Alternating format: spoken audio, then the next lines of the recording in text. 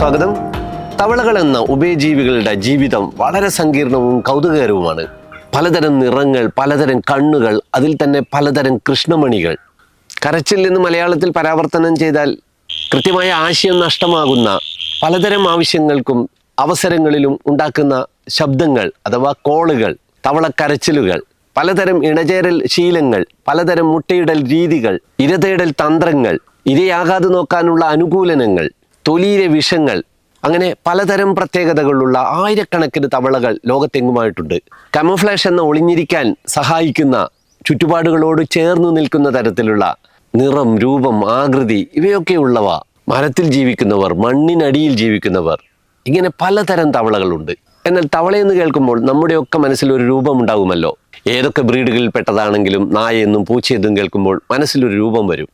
എന്നാൽ അത്തരമൊരു തവള സങ്കല്പവുമായി ഒന്നും ചേരാത്ത, ഒരു തവളത്വവും തോന്നാത്ത തവളകളുണ്ട് നമ്മുടെ പശ്ചിമഘട്ടത്തിൽ. പതാൾ എന്ന പെണ്ണിനെയും കുറുവൻ എന്ന ആണിനെയും ആദിവാസികൾ പണ്ട് മുതലേ പേര് വിളിച്ചിരുന്ന, വർഷത്തിൽ ഒരു ദിവസം മാത്രം ഇണചേരാനായി പുറത്തു വന്ന് വീണ്ടും മണ്ണിനടിയിലേക്ക് പോകുന്ന, അതായത് മാവേലിയെ പോലെ സന്ദർശനത്തിനായി പാതാളത്തിൽ നിന്നും വരുന്നത് പോലെ വരുന്ന സ്വഭാവമുള്ള, പർപ്പിൾ നിറമുള്ളതിനാൽ പർപ്പിൾ ഫ്രോഗ് എന്ന് പേരുള്ള, നീണ്ട മൂക്കുള്ളതിനാൽ പന്നിമൂക്കൻ എന്ന് പേരുള്ള, അമ്പരിപ്പിക്കുന്ന വല്ലാത്ത രൂപമുള്ള തവള. ആ തവള ഇതുവരെ കണ്ടെത്തിയ തവള കുടുംബങ്ങളിലൊന്നും ഉൾപ്പെടാത്ത പുതിയൊരു പ്രത്യേക കുടുംബത്തിൽപ്പെട്ടതാണെന്ന് തിരിച്ചറിഞ്ഞ് വർഗീകരിച്ചത് ഡോക്ടർ സത്യഭാമദാസ് ബിജു ഉൾപ്പെട്ട ഗവേഷക സംഘമാണ്. അവരാണ് അതിനെ നാസിക ബട്രാക്കസ് സഹ്യാദ്രൻസിസ് എന്ന പേരിട്ടത്. 100 വർഷത്തിന് ശേഷമാണ് ഇത്തരത്തിൽ നട്ടെല്ലുള്ള ജീവവർഗങ്ങളിൽ പുതുതായിട്ടുള്ള ഒരു ഫാമിലി കണ്ടെത്തുന്നത്. നൂറ്റാണ്ടിൻ്റെ കണ്ടെത്തലായിട്ടാണ് അത് കണക്കാക്കപ്പെടുന്നത്. തവളകളുടെയും മറ്റ് ആംഫിബിയന്മാരുടെയും സങ്കീർണവും അത്ഭുതകരവുമായിട്ടുള്ള ജീവിതം അടുത്തറിഞ്ഞ ലോകപ്രശസ്ത ആംഫിബിയൻ ബയോളജിസ്റ്റായിട്ടുള്ള ഡോക്ടർ സത്യഭാമദാസ് ബിജുവുമായിട്ടുള്ള അഭിമുഖത്തിൻ്റെ 2ാം ഭാഗമാണിത്. 1ാം ഭാഗം കാണാത്തവർ ദയവായിട്ട് ആ വീഡിയോ കൂടി കാണുക. അതിൻ്റെ ലിങ്ക് ഡിസ്ക്രിപ്ഷനിൽ കൊടുത്തിട്ടുണ്ട്. സ്വാഗതം ഡോക്ടർ സത്യഭാമദാസ് ബിജു. പാതാളത്തവളയിൽ തന്നെ പാതാളത്തവള എന്നുള്ള ഒരു പേര് എൻ്റെ ഒരു കൗതുകമുണ്ട്. അല്ലെങ്കിൽ മാവേലി തവള എന്നൊക്കെ പറയുമ്പോൾ ആൾക്കാർ ചിലപ്പോൾ ഒരു ക്യാച്ചിങ് ആയിട്ടുള്ളൊരു പേരാണത്. സാധാരണ ഒരു തവളക്ക് അങ്ങനെ ഒരു പേരില്ല. മലയാളത്തിൽ തന്നെ തവള എന്നുള്ളതിൽ അപ്പുറത്ത് കാര്യമായിട്ടൊരു പേരുള്ളൊരു തവളയായിട്ട് വന്നത്. വടക്കൻ മലബാറിലൊക്കെ ചിലപ്പോൾ മണവാട്ടി തവള എന്ന് വിളിക്കുന്ന ഫംഗോയിഡ് ഫ്രോഗ് ഉണ്ടെങ്കിൽ കൂടി അതിലുപരി ഒരു തവളക്ക് ഒരു കൃത്യമായിട്ടുള്ളൊരു പേരും അതിൻ്റെ ഒരു സ്വഭാവവും ഒക്കെ ഉള്ള ഒരു തവള നമ്മൾ പറയുന്ന മാവേലി തവളയാണ്. അപ്പോൾ അതിൻ്റെ ഒരു ജീവിതം എന്ന് പറയുന്നതിൻ്റെ ഒരു തുടക്കം തൊട്ടിട്ട് അതിൻ്റെ ടാഡ്പോഡുകളുടെ രൂപീകരണം അല്ലെങ്കിൽ അതിൻ്റെ ജീവിതം അതൊന്ന് സാധാരണ ആൾക്കാർക്കൊക്കെ ഇതിൽ കൗതുകമുള്ളതാണ്. അവർ പലരും ഇരുന്ന് വായിക്കാനുള്ള സൗകര്യമില്ലാത്തവരുണ്ടാവും. എങ്കിൽ സാറിനെ പോലെയുള്ള ഒരാൾ അതിൻ്റെ കൃത്യമായിട്ട് ഇതിനെ നമുക്ക് പറഞ്ഞു തന്ന ഒരാളിൽ നിന്നും നേരിട്ട് കേൾക്കാൻ പറ്റുക എന്നുള്ളത് വലിയൊരു ഭാഗ്യം തന്നെയായിരിക്കും എന്ന് ഞാൻ കരുതുന്നു. കാരണം ഒരു സാധാരണക്കാരന് ആദ്യമായി കാണുകയാണെങ്കിൽ തവളയാണെന്ന് പറയാൻ തന്നെ ഒരു വളരെ പ്രയാസമുള്ളൊരു ജീവിയാണ്. തവളയല്ല. നമുക്കൊരു തവളയെന്ന് പറയുമ്പോൾ നമുക്കൊരു വിഷ്വലൈസേഷൻ ഉണ്ട്, നമ്മുടെ ഒരു മനസ്സിലൊരു ചിത്രമുണ്ട്. ആ ചിത്രത്തിൽ നിന്നൊക്കെ വളരെ മാറിയിട്ട് ഏതാണ്ട് ഒരു ടോട്ടോയ്സിനെ പോലെ, ഒരു ആമയെ പോലെയോ ഇല്ലെങ്കിൽ ഒരു ഉരുണ്ട ബോളിൻ്റെ തൊട്ട് മുന്നിൽ ചെറിയ 2 കണ്ണുകളും ഒരു വലിയ നീണ്ട മൂക്കുകളൊക്കെ ഉള്ള ഇത് വളരെ വിചിത്രമായ തവളയാണ്. അതാണ് ഒന്നാമത്തെ കാര്യം ഇതിനകത്ത് ഏറ്റവും വലിയ പ്രത്യേകതകളെന്ന് പറയുന്നത്. കാരണം ഈ തവളകൾ ഇന്ന് ഞാൻ ഈ 2003 കണ്ടുപിടിക്കുന്നതിനൊക്കെ എത്രയോ കോടി വർഷങ്ങൾക്ക് മുമ്പായിട്ട് ഭൂമിയിൽ ഉടലെടുക്കുകയും ആഫ്രിക്കയുമായിട്ട് ബന്ധപ്പെട്ട് കിടന്ന സീഷെൽസിൽ നിന്ന് കടലിലൂടെ സഞ്ചരിച്ച് അതിൻ്റെ പൂർവികരായ ആൾക്കാർ അവസാനം വെസ്റ്റേൺ ഗട്ട്സ് എന്ന് പറയുന്നത് കേരളത്തിൻ്റെ ഭാഗത്തിൽ വന്ന് ഭവിച്ചൊരു തവളയാണ് നാസിക ബട്രാക്കസ്. അതൊന്നും കൂടി വിശദീകരിക്കണം. എല്ലാവർക്കും അത് പെട്ടെന്ന് മനസ്സിലാവില്ല. നമ്മൾ സീഷെൽസ് എന്നും ഒക്കെ പറയുമ്പോൾ നമ്മുടെ ഒരു ഭൂമിയുടെ ഒരു പഴയ ചലനം, അതായത് ഭൂവൽക്കങ്ങളുടെ ചലനമായിട്ടൊക്കെ ബന്ധപ്പെട്ടിട്ടാണല്ലോ ആഫ്രിക്കയുടെ ഭാഗമായിട്ടുള്ള നമ്മുടെ അത് ഒന്ന് എങ്ങനെയായിരിക്കും അത് സംഭവിച്ചിരിക്കുക. അതുകൊണ്ട് ഉണ്ടായിരിക്കുന്ന ഇത്തരത്തിലുള്ള 2 സ്ഥലത്തും ഒരേ തരത്തിലുള്ള ജീവവർഗത്തിനെ കാണുമ്പോൾ നമ്മൾ ഈ അത്തരത്തിലുള്ളൊരു നമ്മുടെ ഭൂമിശാസ്ത്രപരമായിട്ടുള്ള അതിൻ്റെ തെളിവ് കൂടിയായിട്ട് ഇത് വരുന്നുണ്ട്. അതും കൂടി ഒന്ന്. കാരണം നാസിക ബട്രാക്കസ് തവള എന്നതിനുപരി നമുക്ക് 2 തരം ഹൈപ്പോത്തിസിസ് ആണ് ഉള്ളത്. കാരണം ഭൂഖണ്ഡങ്ങളുടെ മാറ്റങ്ങൾ അല്ലെങ്കിൽ ഇന്ന് കാണുന്ന ഭൂഖണ്ഡങ്ങൾ അല്ലെങ്കിൽ ഇന്ന് കാണുന്ന രാജ്യങ്ങൾ ഉടലെടുക്കുന്നതിന് എത്രയോ കോടാനകോടി വർഷങ്ങൾക്ക് മുമ്പ് പാഞ്ച്യ എന്ന് പറയുന്ന ഒരു അമാൽഗമേഷൻ ഓഫ് സോളിഡ് എർത്ത് എന്ന് പറയുന്ന സാധനം ഉണ്ടായിരുന്നു നമുക്ക്. അവിടെ നിന്ന് അത് ഗോണ്ട്വാന ലാൻഡായി മാറുകയും ഏകദേശം ഒരു ആദ്യമായിട്ട് നമുക്ക് പറയുകയാണെങ്കിൽ ഒരു 300 മില്യൺ അല്ലെങ്കിൽ 280 മില്യൺ അല്ല 180 മില്യൺ ഇയേഴ്സിന് ഉള്ള ഒരു സാധനമുണ്ട്. അവിടെ നിന്ന് അന്ന് ഇതെല്ലാം ഇന്നത്തെ Africa, Antarctica, Australia, south America, India, അത് ഇന്ത്യയുടെ പെനിൻസുലർ ഭാഗങ്ങൾ, ഇതെല്ലാം കൂടെ ചേർന്ന ഒരു ഭൂഖണ്ഡത്തിനെയാണ് നമ്മൾ ഗോണ്ട്വാന ലാൻഡ് എന്ന് പറഞ്ഞിരുന്നത്. ഇത് ഇന്ന് കാണുന്ന ഇന്ത്യ ആദ്യം മറ്റ് രാജ്യങ്ങളുമായിട്ടെല്ലാം കോണ്ടിനെൻസുമായിട്ട് ഡിവൈഡ് ചെയ്തതിന് ശേഷം അവസാനം ആഫ്രിക്കയും ഏറ്റവും അവസാനം സീഷെൽസുമായി കണക്ട് ചെയ്തിരിക്കുന്ന സാധനം ഏതാണ്ട് ഒരു 50-58 മില്യൺ ഇയേഴ്സിന് മുൻപായി അവിടെ നിന്നെല്ലാം വിട്ടുമാറി കടലിലൂടെ യാത്ര 50 മില്യൺ ഇയേഴ്സ് കടലിലൂടെ ഒരു കപ്പലോ അല്ലെങ്കിൽ ഒരു ചങ്ങാടം പോലെ ഒഴുകി വന്ന് ഇന്ന് കാണുന്ന ഹിമാലയത്തിൻ്റെ അവിടെ ഇടിച്ച് കയറി ഉണ്ടായ ഒരു രൂപമാണ് ഇന്ത്യയുടേത്. അപ്പോൾ പെനിൻസുലർ പാർട്ട് ഓഫ് ഇന്ത്യ എന്ന് പറയും. അതായത് പെനിൻസുലർ വെള്ളം കെട്ടി നിൽക്കുന്ന ഇന്നത്തെ ഇന്ത്യയുടെ, അതായത് കടൽ മൂടിയിരിക്കുന്ന ഇന്ത്യയുടെ ഭാഗങ്ങൾ ഏകദേശം 50 മില്യൺ ഇയേഴ്സിന് മുമ്പായിട്ട് കടലിലൂടെ സഞ്ചരിച്ച് ഇന്ത്യയിൽ വന്ന് ഇല്ലെങ്കിൽ ഹിമാലയത്തിൻ്റെ ആ മേഖലയിൽ കൊളൈഡ് ചെയ്തിട്ടുണ്ടായ രാജ്യമാണ്. ഇല്ലെങ്കിൽ അങ്ങനെ ഒരു ഇതാണ് നമ്മുടെ രാജ്യം. അങ്ങനെ വന്ന ഒരു ജീവിയാണ് നാസിക പെട്രാക്കസ്. നാസിക പെട്രാക്കസിൻ്റെ ഏറ്റവും അടുത്തുള്ള മറ്റ് ജീവവർഗ്ഗങ്ങൾ ഇന്ന് കാണുന്നത് സീഷൽ ഐലൻഡ്സിലാണ്. അപ്പോൾ നാസിക പെട്രാക്കസിൻ്റെ കസിനോ അല്ലെങ്കിൽ നാസിക പെട്രാക്കസിൻ്റെ അനിയനോ ചേട്ടനോ ഇന്ന് കാണുന്നത് സീഷൽസിലാണ്. അതാണ് ഈ തവളയുടെ കണ്ടുപിടുത്തത്തിന് ഇത്രയും ലോകത്തിൽ തന്നെ once in a century find എന്നൊക്കെ ആൾക്കാർ പറയാനുള്ള ഏക കാരണം ഇതൊരു പുതിയ കുടുംബമായിട്ട് കണ്ടുപിടിച്ചതിനല്ല, മറിച്ച് ഇങ്ങനെയുള്ള ഔട്ട് ഓഫ് ഇന്ത്യ അല്ലെങ്കിൽ ഇന്ത്യ അങ്ങനെയുള്ള തിയറികൾക്കെല്ലാം കൂടുതൽ ആശയങ്ങളും കൂടുതൽ അറിവുകൾ നൽകാനും കൂടെ സഹായിച്ചതിൻ്റെ പേരിലാണ് നേച്ചറിനെ പോലുള്ളൊരു വലിയൊരു മാഗസിനിൽ ഇത് പബ്ലിഷ് ചെയ്യാൻ പറ്റും. അതിന് നമ്മൾ ആ ചോദ്യത്തിലേക്ക് തിരിച്ചു വരികയാണെങ്കിൽ ഇത് ഇങ്ങനെ ബാഹ്യമായി കാണുന്ന ഭംഗി അല്ലെങ്കിൽ ബാഹ്യമായി കാണുന്ന ഒരു വിചിത്രത മാത്രമല്ല, ഇത് വർഷത്തിൽ ഒരു ദിവസം മാത്രമാണ് മണ്ണിലടിയിൽ നിന്ന് മണ്ണിന് മുകളിലേക്ക് വരുന്നതും. ഈ മണ്ണിലടിയിൽ തന്നെ ശബ്ദം ഉണ്ടാക്കും. ഇത് ആണും പെണ്ണും മണ്ണിലടിയിൽ നിന്ന് ഒരു പക്ഷേ ഇണചേർന്നുകൊണ്ടായിരിക്കും പുറത്തേക്ക് വരുന്നത്. അങ്ങനെയുള്ള എനിക്ക് തോന്നുന്നു അങ്ങനെ ഒരു തവള ലോകത്തിന് ഉണ്ടാവില്ല. പല ആഫ്രിക്കയിലും സൗത്ത് അമേരിക്കയിലുള്ള പല മൈക്രോ ഹൈലിഡ് എന്ന് പറയുന്ന പല കുടുംബങ്ങളിൽപ്പെട്ട പല ജനസുകൾക്കും പല സ്പീഷീസുകളും മണ്ണടിയിൽ ഹെമിസിറ്റിഡേ അങ്ങനെ കുറേ പക്ഷേ അതിനേക്കാളുമൊക്കെ വളരെ വിചിത്രമാണ് ഇതിൻ്റെ ജീവിതചക്രം. അതെല്ലാം പല ദിവസങ്ങളിൽ മണ്ണിന് മുകളിൽ വരുന്നെങ്കിൽ ഒരേ ഒരു ദിവസമാണ് മണ്ണിലും മുകളിലേക്ക് വരുന്നത്. അത് ആവശ്യം കഴിഞ്ഞാൽ, അതായത് ഇണചേരൽ പ്രക്രിയ കഴിഞ്ഞ് മുട്ടയോട് ഇട്ട് കഴിഞ്ഞാൽ ആണിനും പെണ്ണിനും തിരിച്ച് വീണ്ടും മണ്ണിനടിയിലേക്ക് പോയി ജീവിക്കുന്നു. ഈ കുഞ്ഞുങ്ങൾ 20-40 ദിവസത്തിന് 35 ദിവസം 40 ദിവസത്തിനുള്ളിൽ വാൽമാക്രി കുഞ്ഞുങ്ങളായി വരുമ്പോൾ കുഞ്ഞുങ്ങളും വീണ്ടും മണ്ണിലടിയിലേക്കാണ് പോണത്. 21 അല്ലെങ്കിൽ 41 ദിവസം ഈ പറയുന്ന ചെറിയ കുഞ്ഞ് മണ്ണിനടിയിലേക്ക് പോവുകയാണ്. അതിന് ഏറ്റവും വളരെ വിചിത്രമായി എനിക്ക് തോന്നുന്നത്, ഇത് ആദ്യത്തെ 4-5 മഴ പെയ്യുമ്പോഴാണ് നാസിക പെട്രാക്കസ് മണ്ണിനടിയിൽ നിന്ന് പുറത്തേക്ക് ആണും പെണ്ണും പുറത്തേക്ക് വരുന്നതും മുട്ടയിടുന്നത്. ഈ മുട്ടയിടുന്നത് പുതുതായി വലിയ ഒരു ഒഴുകുന്ന നദികളാകാനുള്ള സാധ്യതയുള്ള സ്ഥലങ്ങളിൽ വെള്ളക്കെട്ടുകൾ മുട്ടയിടുകയും വെള്ളം ഒലിച്ചു തുടങ്ങുമ്പോൾ മാത്രമാണ് വാൽമാക്രി പുറത്തേക്ക് വരുന്നത്. ഈ വാൽമാക്രി ഇത്രയും ഫോഴ്സോടുകൂടി താഴേക്ക് പോകുന്ന വെള്ളത്തിൽ പറ്റിപ്പിടിച്ചിരിക്കാൻ വേണ്ടിയിട്ട് ഒരു സക്കർ പോലെ, എന്താ പറയുക, നമ്മൾ ഒട്ടിപ്പിടിച്ചിരിക്കാൻ പറ്റുന്നൊരു ഒരു വായ് ഭാഗത്ത് ഒട്ടിപ്പിടിക്കാനുള്ളൊരു സാധ്യതയുള്ളൊരു പാഡ് പോലുള്ളൊരു സാധനത്തിൽ ഇത് നമുക്ക് വളരെ ബലം പ്രയോഗിച്ചാൽ മാത്രമേ ഒരു വാൽമാക്രിയെ ഈ പാറയിൽ നിന്നും ഡിറ്റാച്ച് ചെയ്യാൻ പറ്റൂ. അത്രയ്ക്ക് വളരെ ശക്തിയായി ഈ ഒഴുകുന്ന വെള്ളത്തിനെതിരെ അത് നിൽക്കാനുള്ളൊരു ശേഷി. അപ്പോൾ ഇത് എല്ലാം കൂടെ നോക്കുമ്പോഴത്തേക്ക് ഇതൊരു ലിവിങ് ഫോസിലെന്നോ ഇല്ലെങ്കിൽ once in a century find എന്നൊക്കെ പറഞ്ഞാലും തവളകളുടെ ഒരു അംബാസഡറാണ് നമ്മുടെ നാസിക പെട്രാക്കസ്, അല്ലെങ്കിൽ പാതാള തവള, അല്ലെങ്കിൽ മാവേലി തവള എന്ന് നമ്മൾ ഒക്കെ വളരെ മാവേലി തവളയുടെ പേര് തന്നെ വന്ന കാര്യം വർഷത്തിൽ ഒരു ദിവസം മാത്രം വന്ന് മടങ്ങിപ്പോകുന്ന മഹാബലിയെ പോലെയാണ് മണ്ണിൻ്റെ അടിയിൽ നിന്ന് പൊന്തി വരുന്ന ഈ തവള. അപ്പോൾ അങ്ങനെ ഇതിൻ്റെ ഭക്ഷണം അപ്പോൾ ചെതലുകൾ എന്ന് പറയുന്നു, അങ്ങനെ അത് മാത്രമായിട്ട് ഭക്ഷിച്ചൊരു ജീവിക്ക് മണ്ണിൻ്റെ അടിയിൽ ജീവിക്കാൻ പറ്റുമോ? കാരണം അതിന് 2 പ്രധാനപ്പെട്ട കാര്യങ്ങളാണ്. ഒന്ന് എന്ന് പറയുന്നത്, നമുക്കൊന്നും അറിയില്ല. അതെ, ഇതിൻ്റെ അടിയിലുള്ള ലോകം എന്ന് പറയുന്നത് ഒരു സയൻറ്റിസ്റ്റ് എന്ന നിലയ്ക്ക് എനിക്ക് പറയാൻ പറ്റും, ടെർമൈറ്റ്സ്, അതായത് ചെറിയ ചെറിയ ഉറുമ്പ്, ചെതൽ, ഇതൊക്കെ ആവാം ഭക്ഷണം. അതിന് തെളിവുകളുണ്ട്. കാരണം നമ്മൾ ഇതിൻ്റെ ഗട്ട് കണ്ടൻറ്റ് പലപ്പോഴും പഠിക്കാൻ പറ്റും.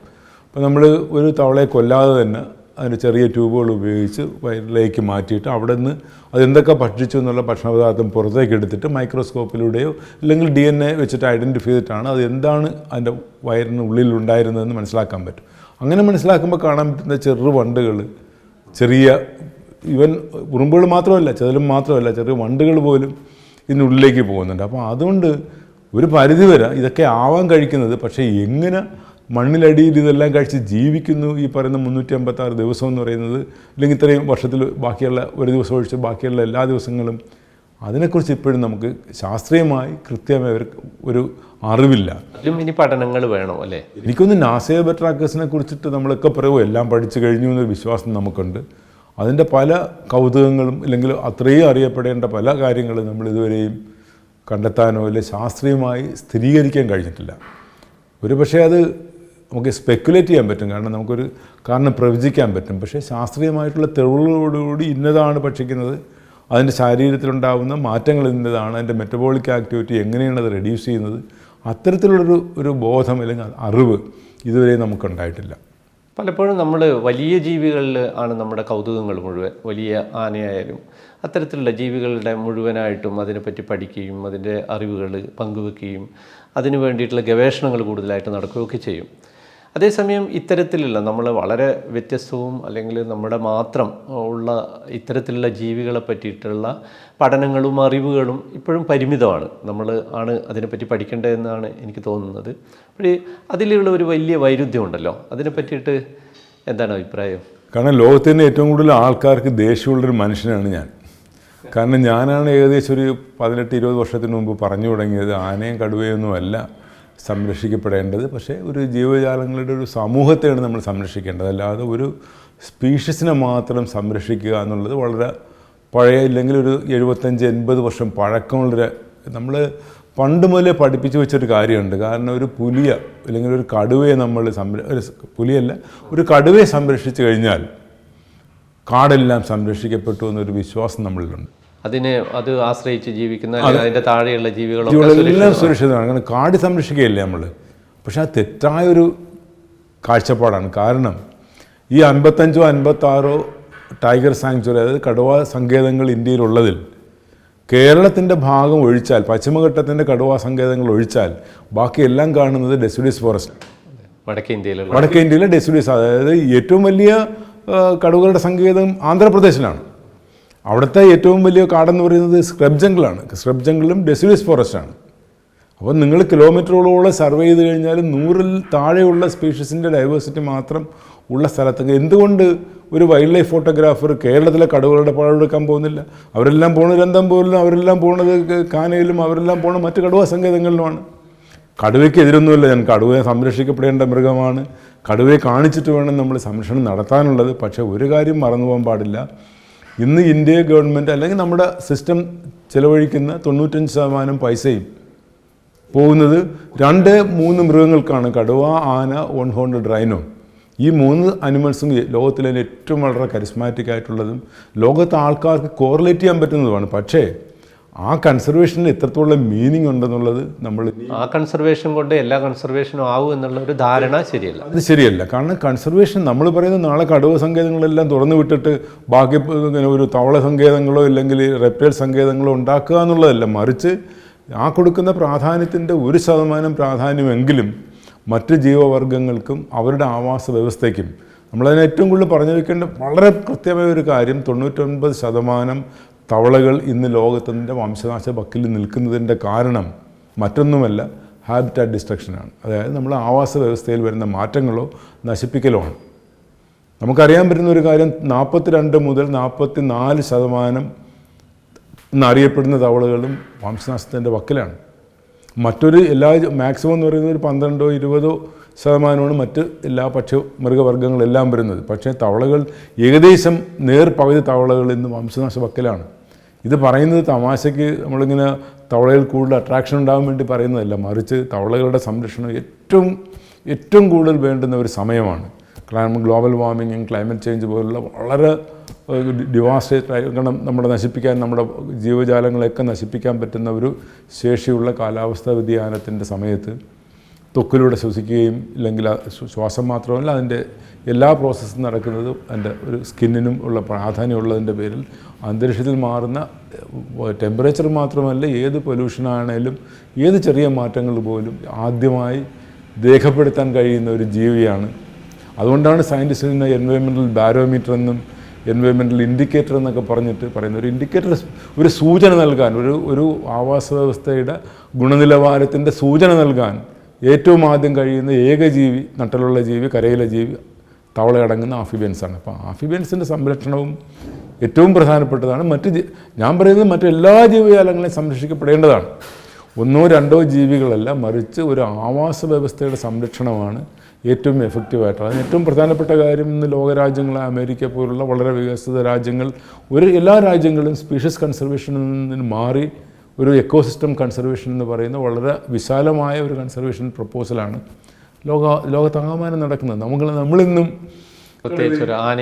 കടുവയിലും മാത്രം ഒതുങ്ങി നിൽക്കുന്ന ആനയും കടുവയും സംരക്ഷിക്കപ്പെടേണ്ടെന്ന് ആരും പറയുന്നില്ല. അതിന് സംരക്ഷിക്കപ്പെടേണ്ടതും കൺസർവേഷൻ്റെ അംബാസഡറായിട്ട് വെക്കേണ്ട രണ്ട് ജീവികൾ തന്നെയാണ്. കാരണം ആൾക്കാർക്ക് കടുവയെ പരിചയപ്പെടുത്തേണ്ട കാര്യമില്ല. ഒരു തവളയെ പരിചയപ്പെടുത്തണം, റെപ്റ്റൈൽസിനെ പാമ്പുകളെ പരിചയപ്പെടുത്തണം, അതിനെല്ലാം പരിചയപ്പെടുത്തണം. പക്ഷേ ആനയും കടുവയും പരിചയപ്പെടുത്തേണ്ട കാര്യമില്ല. അതുകൊണ്ട് ഒരു സ്പീഷീസായിട്ട് കൺസർവ് ചെയ്യുമ്പോൾ നമ്മൾ മറ്റ് സ്പീഷീസിലെ മറന്നു പോകാൻ പാടില്ല. അത് വളരെ പ്രധാനപ്പെട്ട ഒരു കാര്യമാണ്. തവളയെ കൊണ്ട് എന്ത് ഉപയോഗം എന്നുള്ള ഒരു ചോദ്യം ചോദിക്കുന്നതിനെ പറ്റിയിട്ട് പറയാറുണ്ട്. അപ്പോൾ ബാക്കിയുള്ളതിനെ കൊണ്ട് എന്ത് ഉപയോഗമെന്ന് ആരും ചോദിക്കാറില്ല എന്നും പറയാറുണ്ട് കൂടി. എങ്കിലും ഒരു ഇക്കോസിസ്റ്റത്തിൽ നമ്മൾ കാണുന്നതിൽ നിന്നും വളരെ വ്യത്യസ്തമായിട്ട് ഇവ ഒരു വലിയൊരു ചെയിനിൻ്റെ ഭാഗമാണല്ലോ.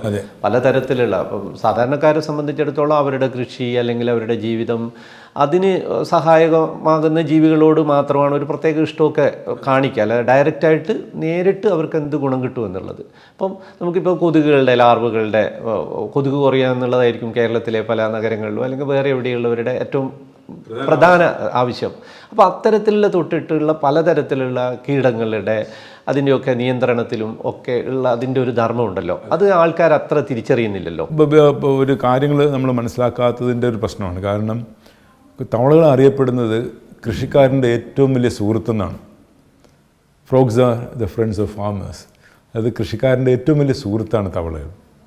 ഒരു ദിവസം രാത്രി നമ്മളെ ടോടെന്നൊക്കെ പറഞ്ഞ് നമ്മൾ ചൊറിയൻ തവള എന്നൊക്കെ പറയുന്ന തവളകൾ ഭക്ഷിക്കുന്നത് എണ്ണമില്ലാത്ത ചെറു കീടങ്ങൾ. അത് കീടമെന്ന് പറയാൻ പറ്റില്ല, അത് നമുക്ക് ആവശ്യമില്ലെന്ന് നമ്മൾ വിശ്വസിക്കുന്ന ചെറിയ ചെറിയ പ്രാണികളെ ഭക്ഷിച്ചാണ്. അത് ആയിരക്കണക്കിന് കോടിക്കണക്കിന് ഒരു 50 തവളകൾ ഒരു സ്ഥലത്തുണ്ടെങ്കിൽ ഒരു ഇത്രയോ ഏറെ ഒരു കൃത്യമായ ഒരു കണക്ക് ശാസ്ത്രീയമായി പറയാൻ പറ്റില്ലെങ്കിലും അതിൻ്റെ കണ്ടൻറ്റ് നോക്കിയാൽ നമുക്ക് കാണാൻ പറ്റും. അത് വളരെയധികം ഇൻസെക്റ്റുകൾ എല്ലാ ദിവസവും ഭക്ഷിച്ച് ഏറ്റവും വലിയ ഫാമേഴ്സിൻ്റെ ഏറ്റവും വലിയ പണ്ട് കാലങ്ങളിൽ വലിയ പറമ്പുകളുടെ അതേസമയം കൃഷിക്കാർക്ക് വേറൊരു ദ്രോഹമില്ല. അത് മാത്രമല്ല ഏറ്റവും വലിയ കാര്യം പണ്ട് കാലത്ത് ഞാനെല്ലാം വരുന്ന നാട്ടിൻപുറങ്ങളിൽ വലിയ പാടങ്ങളുള്ള സ്ഥലത്തൊരു കുളം എപ്പോഴും ഉണ്ടാവും.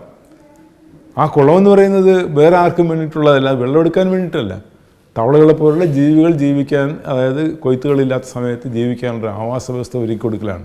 അന്ന് നമ്മുടെ ആൾക്കാർക്ക് അറിയാമായിരുന്നു. കാരണം തവളകളുടെ പ്രാധാന്യം ഈ പറയുന്ന കീടനാശിനികൾക്കൊക്കെ ഉപരിയായി, ഒപ്പം തന്നെ ഞാൻ പറയുന്ന എല്ലാ കീടങ്ങളെയും തവളകൾ കൊണ്ട് മാത്രം മാറ്റാൻ പറ്റില്ല. പക്ഷേ തവളകൾക്കൊരു വലിയ പങ്കുണ്ട്, ഒരു നിയന്ത്രണമുണ്ട്. കാരണം ചില തവളകളുടെ കുഞ്ഞുങ്ങൾ, വാൽമാക്രികൾ, ഡെങ്കു പോലുള്ള വളരെ സ്പെസിഫിക് ആയിട്ടുള്ള ഈ ലാർവകളെ മാത്രം കഴിക്കുന്നത്, അതിന് ശ്രീലങ്കയിൽ നിന്ന് വലിയൊരു പഠനം നടന്നിട്ടുണ്ട്. അപ്പോൾ ഇത്തരത്തിലുള്ള അതിൽ ഫാർമേഴ്സ് എന്ന് പറയുന്നത് സ്വന്തം ജീവിതം മറ്റ് ജീവികൾക്കായി ഭക്ഷിക്കാൻ കൊടുക്കുന്ന ഈ ലോകത്തിൽ തന്നെ ഭക്ഷ്യ ശൃംഖല, നമ്മുടെ ഒരു എക്കോസിസ്റ്റത്തിൽ, അല്ലെങ്കിൽ അതിൻ്റെ മലയാളം എന്താണെന്നറിയില്ല, എക്കോസിസ്റ്റത്തിൻ്റെ ഏറ്റവും പ്രധാനമായ ഒരു കണ്ണിയാണ് തവളകൾ. അങ്ങനെ ആവാനുള്ള പ്രധാനപ്പെട്ട കാരണം തവളകളുടെ ജീവിതം മറ്റ് ജീവജാലങ്ങൾക്കായി അറിഞ്ഞുകൊണ്ട് കൊടുക്കുന്നതല്ല, സ്വമേധയാ കൊടുക്കുന്നതല്ലെങ്കിലും ഒരു തവളയും ഒരു 50% തവളയെങ്കിലും ചുരുങ്ങിയത് അത് പ്രായപൂർത്തിയാവുന്നത്, ഇല്ലെങ്കിൽ അത് നാച്ചുറൽ ഡെത്തിലേക്ക് പോകുന്നില്ല. അതിനു മുമ്പ് പാമ്പുകളും പക്ഷികളുമായി ഭക്ഷിച്ചുകൊണ്ട് പോകുന്നു. ഇതൊരു ഭക്ഷ്യശൃംഖലയുടെ ഏറ്റവും പരമപ്രധാനമായ ഒരു ജോലിയാണ്. അതിന് തവളകളെ പറയുന്ന കൺവെയർ ബെൽറ്റ് ഓഫ് ലൈഫ് എന്നാണ് ഇംഗ്ലീഷിൽ പറയുന്നത്. ഈ ഒരു ബെൽറ്റ് കംപ്ലീറ്റ് ഈ ഒരു ചെയിൻ കംപ്ലീറ്റ് ചെയ്യുന്നതിന് വേണ്ടിയിട്ട് തവളകളുടെ ജീവിതം മറ്റ് ഭക്ഷ്യയോഗ്യമായ അല്ലെങ്കിൽ അങ്ങനെ പാമ്പുകൾക്കും തവളകൾ അങ്ങനെ ഈ കിളികൾക്കുമായി ഭക്ഷിക്കാനുള്ളൊരു അത് ഒരു കാര്യം. രണ്ട് എന്ന് പറയുന്നത് നമ്മുടെ എൻവയോൺമെൻറ്റൽ ഇൻഡിക്കേറ്ററാണ്. കാരണം നമ്മുടെ ഒരു കൃഷിസ്ഥലത്ത് മാത്രമല്ല, നമ്മുടെ നാട്ടിൽ ഒരു കുളത്തിലോ ഇല്ലെങ്കിൽ ഒരു വലിയ നദിയുടെ തീരത്തുനിന്നോ ഇല്ലെങ്കിൽ ഒരു ഫോറസ്റ്റിൽ നിന്നോ തവളകൾ അപ്രത്യക്ഷമായി കഴിഞ്ഞാൽ അതിൻ്റെ അർത്ഥം അവിടെ ആവാസ വ്യവസ്ഥയിൽ വരുന്ന മാറ്റങ്ങളാണ്. ലോകത്ത് നിരവധി തവളകൾ ഉണ്ടാവുമല്ലോ, നമ്മൾ കണ്ടതും കാണാത്തതും. അതായത് ഭൂമിയുടെ അടിയിൽ തവളകളുണ്ടെന്ന് പറയുന്നു, മരത്തിൻ്റെ മുകളിൽ തവളകൾ ജീവിക്കുന്നുണ്ടെന്ന് പറയുന്നു. അതിനൊന്നും കാണാനില്ല, സാധാരണക്കാർക്ക് സാധ്യതയില്ല. കണ്ടെങ്കിലും അത് തവളയാണെന്ന് തിരിച്ചറിയാൻ പോലും സാധ്യതയില്ല. നമുക്ക് ആകെ അറിയുന്നത് നമ്മുടെ വീടുകളിലൊക്കെ മഴക്കാലത്ത് ഓടി വരുന്ന കുറച്ച് തവളകൾ, പിന്നെ ചൊറിയൻ തവളകൾ എന്ന് പറയുന്നത്, അല്ലെങ്കിൽ പെയിൻറ്റഡ് ഫ്രോഗ്, അതേപോലെ കുറച്ച് കളറൊക്കെയുള്ള സാധനങ്ങൾ. അതിലുപരി തവളകളെ പറ്റിയിട്ടൊന്നും സാധാരണ ഒരു മനുഷ്യൻ വേവലാതിപ്പെടാറില്ല.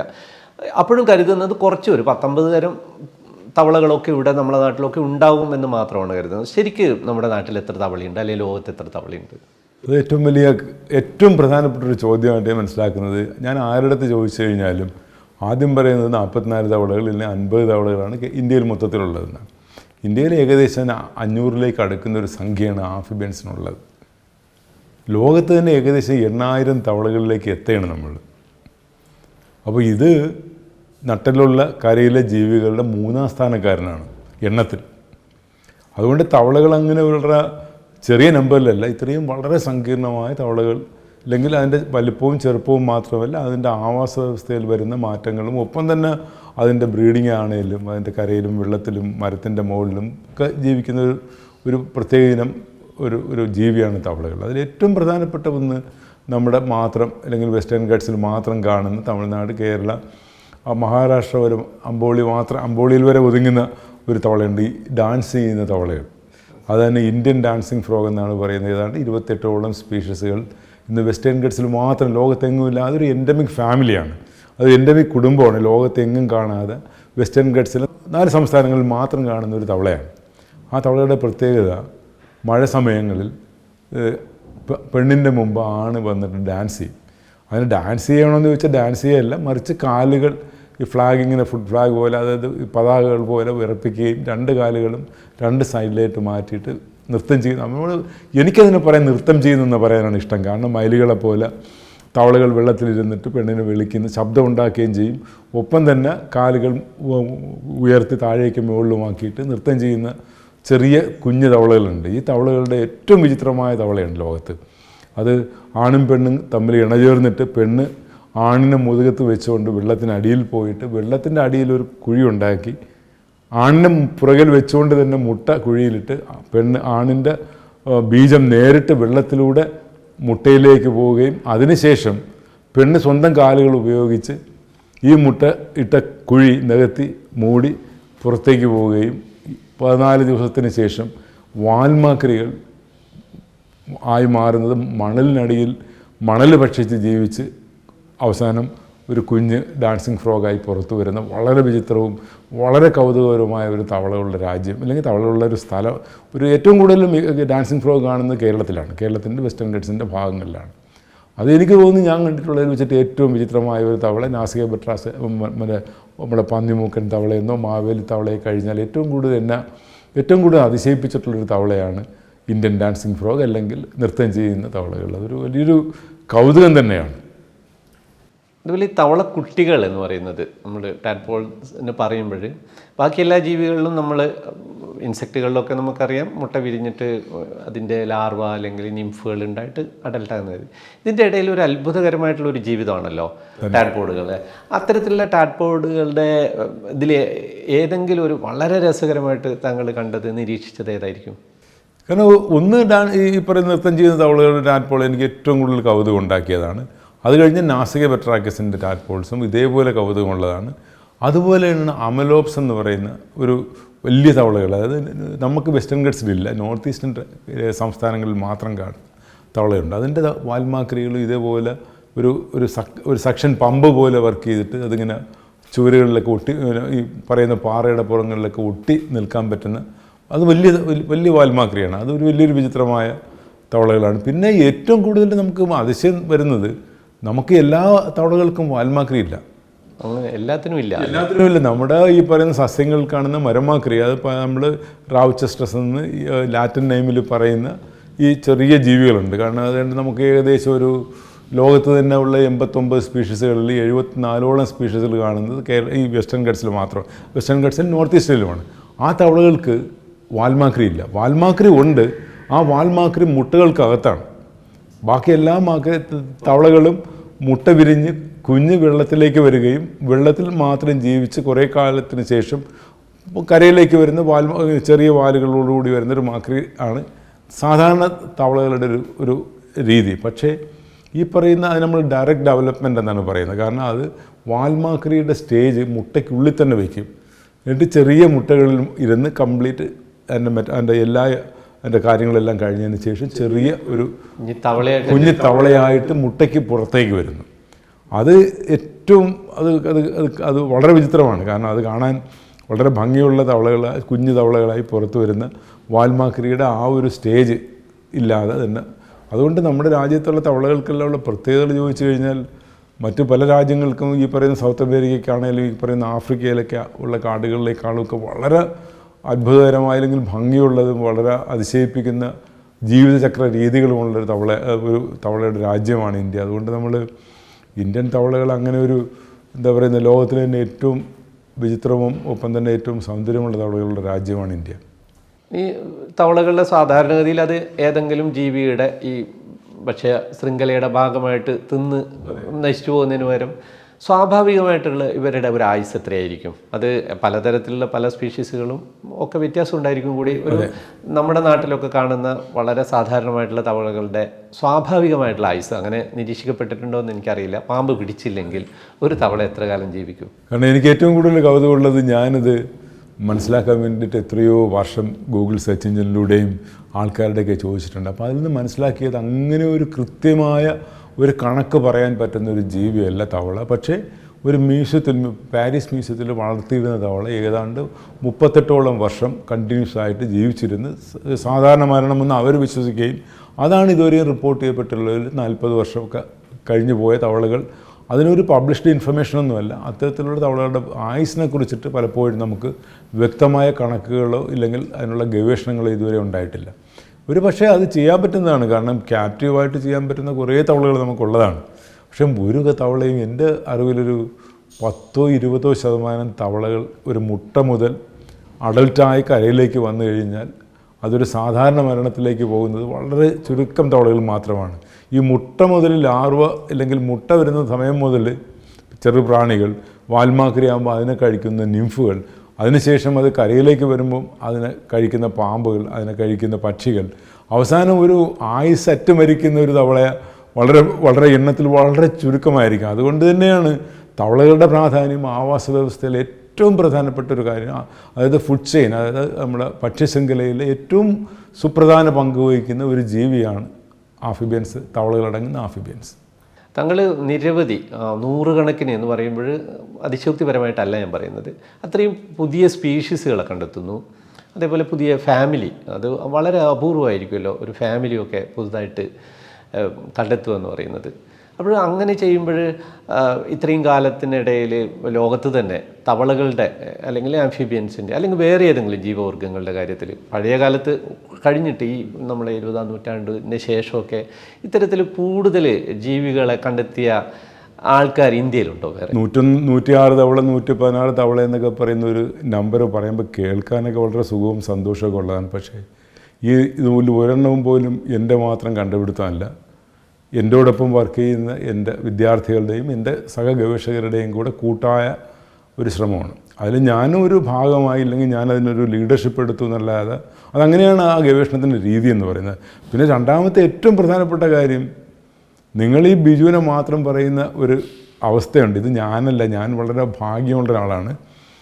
എന്നെക്കാളൊക്കെ വളരെ മിടുക്കരായ എൻ്റെ വിദ്യാർത്ഥികളുടെ അവരുടെ ജീവിതത്തിലെ ഏറ്റവും വലിയ എന്താ പറയുന്ന കണ്ടുപിടുത്തങ്ങളെല്ലാം എന്നിലേക്ക് മാത്രം ഒതുങ്ങി നിൽക്കുന്ന ഒരിക്കലും സംഭവിക്കേണ്ടാത്ത കാര്യമാണ്. കാരണം എന്നാലും അവരുടെ പേരുകൾ പോലും എന്നോട് കൂട്ടിച്ചേർക്കുന്ന ഒരു അവസ്ഥയുണ്ട്. അതുകൊണ്ട് ഈ കണ്ടുപിടുത്തങ്ങളുടെ ഫുൾ ക്രെഡിറ്റ് എനിക്കും മാത്രമുള്ളതല്ല, എൻ്റെ വിദ്യാർത്ഥികൾക്കും ഒപ്പം തന്നെ എൻ്റെ സഹഗവേഷകരുടെയും കൂടെ ചേർന്നതാണ്. ഈ പറയുന്ന നമ്പർ എന്ന് പറയുന്നത്, ഞാൻ ഒരിക്കൽ പോലും ഈ നമ്പർ അച്ചീവ് ചെയ്യാനുള്ളൊരു ശ്രമത്തിൻ്റെ ഭാഗമായിട്ട് ഞാൻ തെറ്റുകൾ ചെയ്തിട്ടുണ്ടാവാം. എൻ്റെ പല കണ്ടെത്തലുകൾക്കും തെറ്റുകളും ശരികളും ഉണ്ടാവാം. പക്ഷേ ഈ തെറ്റുകളെല്ലാം അന്ന് ഞാൻ മനസ്സിലാക്കിയിരുന്നത്, അല്ലെങ്കിൽ ലോകം മനസ്സിലാക്കിയിരുന്നത് ശരിയായിരുന്നു. അങ്ങനെയാണ് ഈ ശാസ്ത്രം എപ്പോഴും, ശാസ്ത്രം പുരോഗമിക്കുകയാണ്. കാരണം ഞാൻ പബ്ലിഷ് ചെയ്ത ഒരു സാധനവും എൻ്റെ വീട്ടിലെ ഇല്ലെങ്കിൽ എൻ്റെ കൂട്ടുകാരുടെ ജേണലിലല്ല, ലോകത്തിലെ ഏറ്റവും അറിയപ്പെടുന്ന, ഏറ്റവും പിയർ റിവ്യൂ ചെയ്യുന്ന ജേണലുകളുടെ പബ്ലിക്കേഷനാണ്. അപ്പോൾ അവിടെ പബ്ലിഷ് ചെയ്യുന്ന ആ സമയത്ത് അവരും വിചാരിച്ചത് ഇത് പ്രധാനപ്പെട്ട കണ്ടുപിടുത്തം തന്നെയാണ്. അവരുടെ തെറ്റുകൾ വരും തലമുറയ്ക്കും, ഇല്ലെങ്കിൽ ഞാൻ തന്നെ എൻ്റെ തെറ്റുകൾ തിരുത്തുന്ന ഒരു പ്രക്രിയയിലാണ് ഞാനിപ്പോൾ. അതുകൊണ്ട് ഈ പറയുന്ന നമ്പറുകളെന്നൊക്കെ പറയുന്നത് 101 116 എന്നൊക്കെ ആൾക്കാർ എന്നെ വിശേഷിപ്പിക്കുകയും, ലോകത്തിലെ ഇന്ത്യയിലെ തന്നെ 25% തവള കണ്ടെത്തിയ മനുഷ്യൻ, തവള മനുഷ്യൻ എന്നൊക്കെ പറയുന്നത് കേൾക്കാൻ ഭയങ്കര സുഖമുള്ള കാര്യമാണെങ്കിൽ തന്നെയും ആ സുഖത്തിൻ്റെ അപ്പുറത്തേക്ക് ഇതിൽ അധ്വാനം എൻ്റെ മാത്രമല്ല, മറിച്ച് എന്നോടൊപ്പം എനിക്ക് വളരെ അഭിമാനത്തോടെ പറയാൻ പറ്റുന്ന എന്നെക്കാളൊക്കെ എത്രയോ മടങ്ങ് ബ്രില്യൻ്റ് ആയിട്ടുള്ള വിദ്യാർത്ഥികൾ കിട്ടിയൊരു ഭാഗ്യം ചെയ്യുന്ന ആളാണ് ഞാൻ. അതിൻ്റെ പേരിലാണ് ഇങ്ങനെയുള്ള ആൾക്കാരുടെ മുമ്പേ കയറി ഇങ്ങനെ സംസാരിക്കുന്നത്. അല്ലാതെ എൻ്റെ മാത്രം ഒരു കണ്ടുപിടുത്തമായിട്ട് ഇതിനെ ചുരുക്കി പറയുന്നതിനോട് അത് സുഖമുള്ള കാര്യമാണ് ഇങ്ങനെ മാത്രം പറയുന്നത്. പക്ഷെ അങ്ങനെയല്ല. കാരണം ഞാൻ ഇനിയും, കാരണം നമ്മുടെ പല ഒരു കാര്യം പറഞ്ഞാൽ 23 പുതിയ സ്പീഷീസുകൾ ഉടൻ തന്നെ പ്രസിദ്ധീകരിച്ച് വരാനുള്ള സാധ്യത. നമ്മുടെ ഈ പ്രക്രിയ എന്ന് പറയുന്നത് ഇന്ന് രാവിലെ പോയി കണ്ടുപിടിച്ച് നാളെ രാവിലെ പബ്ലിഷ് ചെയ്യുന്നതല്ല. ചില പബ്ലിക്കേഷൻസ് പലപ്പോഴും വർഷങ്ങളോളം സമയമെടുക്കും. നമ്മൾ പറയുന്ന പോലെ ഈ പുതിയ ജീനസ് ആണെങ്കിലും പുതിയ സ്പീഷീസ് ആണെങ്കിലും അതിനൊക്കെ അതിനൊരു എന്താ പറയുക, ഒരു പ്രോസസ്സുണ്ട്. ചെറിയ ജീവികൾ ചിലപ്പോൾ വളരെ എളുപ്പമായിട്ട് പറയാൻ പറ്റും, ചിലപ്പോൾ വളരെ കഷ്ടപ്പെട്ട് തന്നെ നമുക്ക് അതിലേക്ക് എത്തേണ്ടിയും വരും. അപ്പോൾ കണ്ടെത്തുന്ന കാര്യങ്ങളെല്ലാം ശരിയാവണമെന്നില്ല ഇന്ന്. പക്ഷേ നമ്മൾ പബ്ലിഷ് ചെയ്യുന്ന സമയത്ത് അത് ശരിയാണ്. നാളെ അത് ശരിയാണോ എന്ന് ചോദിച്ചു കഴിഞ്ഞാൽ ചിലപ്പോൾ ശരിയല്ലാതെ വരും. അത് നമ്മുടെ മാത്രം കാര്യമല്ല, കാരണം പണ്ട് മുതലേ ഉള്ളൊരു കീഴ്വഴക്കമാണ്. കാരണം നിങ്ങൾക്കറിയാം, കാരണം വളരെയധികം നാളുകൾക്ക് മുമ്പ് ബ്രിട്ടീഷുകാരനും അമേരിക്കക്കാരനും ജർമ്മൻകാരനും കണ്ടുപിടിച്ച 150 വർഷം പഴക്കമുള്ള ജീനസുകളും സ്പീഷീസുകളും ഇന്ന് നമ്മളതിനെ സ്പീഷീസ് അല്ല എന്ന് പറയുന്നുണ്ട്. അങ്ങനെ സംഭവിക്കുന്നുണ്ട്. അപ്പോൾ അതുകൊണ്ട് ഈ കണ്ടുപിടിക്കുന്നതെല്ലാം അവസാനമാണ്. ഇതിന് ശേഷം ഒന്നുമില്ല എന്ന് പറയുന്നതിനോടൊന്നും എനിക്ക് യോജിപ്പുള്ള ആളല്ല ഞാൻ. കൗതുകരമായിട്ട് എനിക്ക് തോന്നാറുള്ളത്, വളരെ ചെറുപ്പത്തിലൊക്കെ കിണർ കുഴിച്ചിട്ട് അടിയിലെത്തുമ്പോൾ മണ്ണ് വളരെ വളരെ ആഴത്തിൽ, ഞങ്ങളുടെ കണ്ണൂരൊക്കെ വലിയ ചെങ്കൽ പ്രദേശങ്ങളിലൊക്കെ പാറ തുരന്ന് അടിയിലെത്തിയിട്ട് അവിടുന്ന് വെള്ളം കാണുമ്പോൾ, വെള്ളത്തിൻ്റെ നനവ് കാണുമ്പോൾ അവിടെ ഒരു തവളയാണ് ആദ്യം കാണുക. അത്ഭുതകരമാണ് എനിക്ക് തോന്നാറ്. ഈ ഇത്രയും പാറയുടെയൊക്കെ അടിയിലേക്ക് ഈ തവള എങ്ങനെയാണ് അവിടെ ഇത്രയും കാലം ജീവിച്ചത്, അല്ലെ അവിടെ എന്തിനാണ് ഈ തവള ഇങ്ങനെ ജീവിക്കുന്നതെന്ന്. അപ്പോൾ മഴക്കാലത്ത് വയലിലൊക്കെ പെട്ടെന്ന് മഴ പെയ്യുന്നതിൻ്റെ അടുത്ത ദിവസം തന്നെ തവളകൾ മുഴുവൻ പുറത്തേക്ക് വരികയും വയലിലും റോഡ് ക്രോസ് ചെയ്തിട്ടും ഒക്കെ വരികയും വലിയ ശബ്ദത്തിൽ അവർ കയറുകയും ചെയ്യുന്നുണ്ട്. അപ്പോഴെപ്പോഴും അമ്പരപ്പുണ്ടാക്കുന്ന ഒരു കാര്യമായിരുന്നു എനിക്ക്, ചെറിയ കുട്ടിയായിരുന്നപ്പോഴും ഇപ്പോഴും വേണമെങ്കിൽ. അതായത് ഈ തവളകൾ മുഴുവൻ ഈ മണ്ണിൻ്റെ അടിയിൽ, അപ്പോൾ ഹൈബർനേഷൻ, അതായത് അങ്ങനെ അവയുടെ ശ്വസനവും ബാക്കിയൊക്കെ നിയന്ത്രിച്ചുകൊണ്ട് ജീവിക്കുന്നൊക്കെ പല ജീവികളെ പറ്റിയിട്ടും പഠിച്ചിട്ടുണ്ട്. എങ്കിലും നമ്മുടെ ഈ തവളകളൊക്കെ എത്രമാത്രം ആഴത്തേക്കാണ് ഇങ്ങനെ പോവുക, അങ്ങനെയുള്ള ഒരു ജീവിതം എങ്ങനെയായിരിക്കും അവരുടെ ഒരു വർഷം, നമ്മുടെ ഇവിടുത്തെ ഉണങ്ങിയ അല്ലെ വരണ്ട വേനൽക്കാലം മുഴുവൻ ഈ തവളകളൊക്കെ എവിടെയാണ്? ഇതിന് ശാസ്ത്രീയമായി കൃത്യമായ ഒരു കണ്ടെത്തലുകളോ നിരീക്ഷണങ്ങളോ ഇതുവരെ ഉണ്ടായിട്ടില്ല.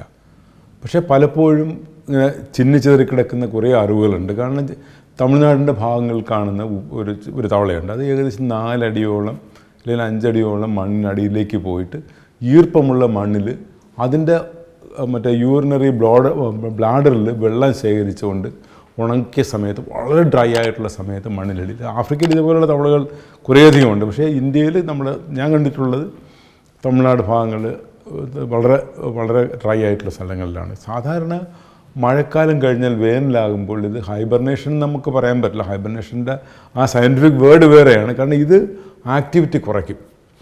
കാരണം കുറച്ചിട്ട് അഥവാ ഹ്യൂമസ് സോയിലിനടിയിലോ അല്ലെങ്കിൽ വീണ് കിടക്കുന്ന വൃക്ഷങ്ങളുടെ അടിയിലുള്ള ഈർപ്പമുള്ള സ്ഥലങ്ങളിലോ അങ്ങനെയുള്ള സ്ഥലങ്ങളിലായിട്ട് ഇത് പതുങ്ങി അവിടെ തന്നെ കഴിഞ്ഞുകൂടും. കാരണം വളരെ കുറച്ച് സമയങ്ങളിൽ മാത്രമേ രാത്രി പുറത്തേക്ക് വരും. ടെമ്പറേച്ചർ കുറയുമ്പോൾ അത്യാവശ്യം കിട്ടുന്ന പ്രാണികളെയൊക്കെ ഭക്ഷിക്കും, വീണ്ടും അവിടെ പോയിരിക്കും. ഇത് മഴ പെയ്യുമ്പോൾ ഇത് കൂട്ടത്തോടെ അവിടെ നിന്നെല്ലാം മാറിയിട്ട് ഒരേ സമയത്ത് വരുമ്പോഴാണ് നമ്മൾ കാണുന്നത്. അത് മഴ പെയ്യുമ്പോൾ കാണുന്നത് ഒരു സ്ഥലത്ത് കാണാനുള്ള പ്രധാനപ്പെട്ട കാരണം ഇത് മുട്ടയിടാൻ വേണ്ടിയിട്ടുള്ള വെള്ളമുള്ള സ്ഥലങ്ങൾ ഇതെല്ലാം ഒരുമിച്ച് വരും. അതുകൊണ്ടാണ് നമ്മൾ ഒരു സമയത്ത് ഒരു ദിവസം ഒരു രാത്രിയിൽ 100 കണക്കിന് തവളകൾ ഒരു പ്രദേശത്ത് വളരെ പെട്ടെന്ന് പ്രത്യക്ഷപ്പെടുന്നത്. ഇതെല്ലാം പ്രത്യക്ഷപ്പെടുന്നതില്ല, പല സ്ഥലങ്ങളിലായിട്ട് ഇരിക്കുന്ന തവളകൾ വെള്ളമുള്ള സ്ഥലത്തേക്ക് ഒരുമിച്ച് വരുമ്പോഴാണ് നമ്മളിതിനെ പറയുന്നത് ഇത് എല്ലാം കൂടി എവിടെ നിന്നും ഒരേ സമയത്ത് വന്നുവെന്ന്. പക്ഷേ നമ്മുടെ നാട്ടിലുള്ള തവളകൾ ഹൈബർനേഷനല്ല, മറിച്ച് എവിടെയെങ്കിലും ഉണങ്ങുന്ന സമയത്ത് അതിൻ്റെ ത്വക്കുകൾക്ക് വെള്ളത്തിൻ്റെ ഈർപ്പം വീഴുന്നതിൻ്റെ പേരിൽ അത് ഒരു കാരണവശാലും ഒരു അന്തരീക്ഷവായു ഇല്ലെങ്കിൽ താപം കൂടുന്ന സമയത്ത് അവിടെ ജീവിക്കാൻ പറ്റില്ല. അതുകൊണ്ട് കല്ലുകളുടെയോ പൊത്തുകളുടെയോ അല്ലെങ്കിൽ മണ്ണിനടിയിൽ ചെറിയ ഹ്യൂമസ് ഉള്ള ഒരു കരിയിലേക്കയുടെ ഇടയിൽ മാത്രം ജീവിക്കുകയും മഴ പെയ്യുമ്പോൾ ഒരുമിച്ച് വരികയും ചെയ്യും. അവസാനമായിട്ടുള്ളൊരു ചോദ്യത്തോട് കൂടിയിട്ട് നമുക്ക് ഇത് നിർത്താമെന്ന് തോന്നുന്നു. തവള മനുഷ്യൻ എന്നുള്ള ഒരു പേര് വിളിക്കുമ്പോൾ യഥാർത്ഥത്തിൽ അതൊരു കളിയാക്കൽ പേര് പോലെ ആയിരിക്കും വേറെ ആരെങ്കിലും ആണ് വിളിക്കുന്നത്. ഇതുമായിട്ട് ഗവേഷണം നടക്കുന്ന ഒരാളെ അല്ലെങ്കിൽ തവള മനുഷ്യൻ എന്ന് വിളിക്കുന്നത് ഒരു കളിയാക്കലായിരിക്കും ചിലപ്പോൾ തോന്നുക. സിംഹമനുഷ്യൻ എന്ന് പറഞ്ഞു കഴിഞ്ഞാൽ ആൾക്കാർക്ക് സന്തോഷം ഉണ്ടാവുമായിരിക്കും. എങ്കിലും തവള മനുഷ്യൻ എന്നുള്ള ഒരു പേരിൽ അറിയപ്പെടുന്നതിൽ സന്തോഷം തന്നെയല്ലേ താങ്കൾക്ക് ഉണ്ടാവുക? രണ്ടാമത്തെ ഒരു ചോദ്യം കൂടി, ഈ തവളകളെ സ്നേഹിക്കാൻ വേണ്ടിയിട്ട് സാറ് സ്നേഹിച്ചതുപോലെ അല്ലെങ്കിൽ ഇഷ്ടപ്പെട്ടതുപോലെ അതിന് ഒരു കാരണമൊന്നും ഇല്ലാതെ ഒരു ഇഷ്ടത്തിൽ തുടങ്ങിയ ഗവേഷണങ്ങളിലായിരിക്കും പിന്നീടായിരിക്കും കൂടുതൽ ഇഷ്ടപ്പെട്ട്. നമ്മുടെ നാട്ടിലെ എല്ലാവർക്കും തവളകളോട് സ്നേഹം തോന്നാനുള്ള എന്തെങ്കിലും ഒരു പൊടിക്കൈയുണ്ടോ?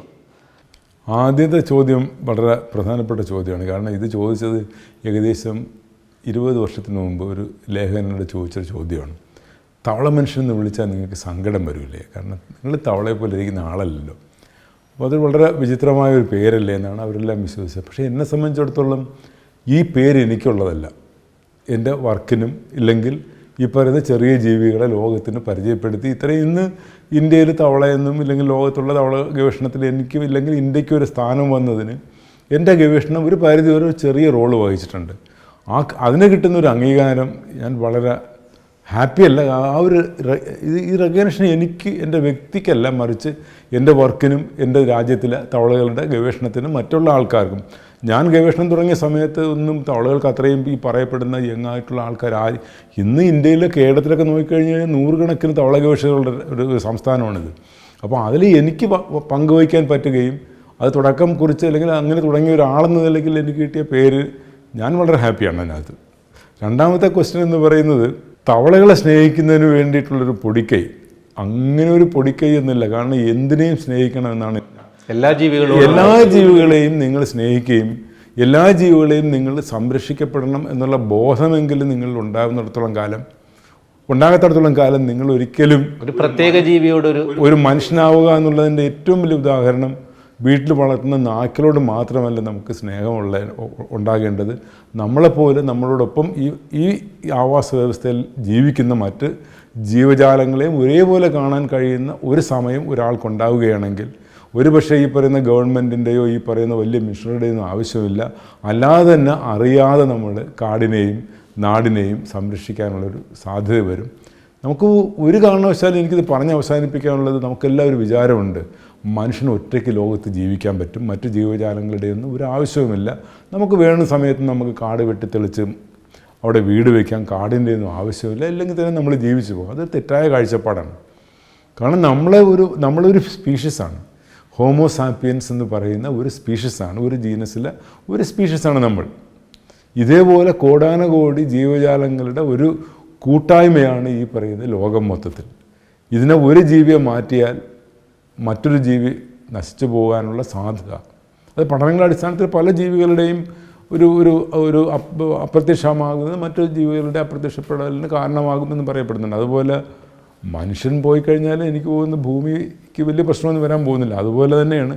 അപ്പോൾ അതുകൊണ്ട് നമ്മൾ ഭൂമിയെ സ്നേഹിക്കണമെങ്കിൽ മൃഗങ്ങളെയും പക്ഷികളെയൊക്കെ സ്നേഹിക്കണം. ഞാൻ വിജയകുമാർ ബ്ലാത്തൂർ.